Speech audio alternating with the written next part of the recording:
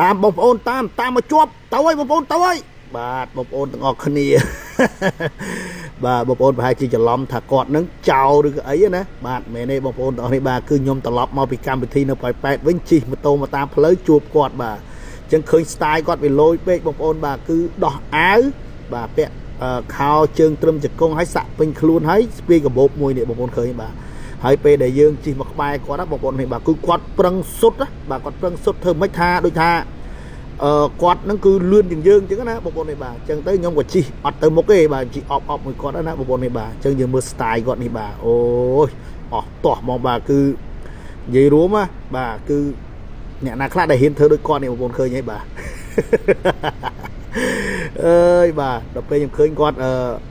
បើនិយាយទៅហៅថាក្លាហានណាបងប្អូនបាទក្លាហានណាដល់យើងទៅខ្ញុំថតគាត់ទៅបងប្អូនបាទនេះតាមជីថតគាត់ចឹងទៅ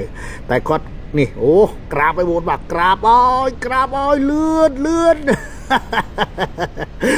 អើយបាទហើយខ្ញុំអត់មូទៅមុខទេបងប្អូននេះបាទយើងមូតិចតិចឲ្យគាត់បាទប្រហែលជាគាត់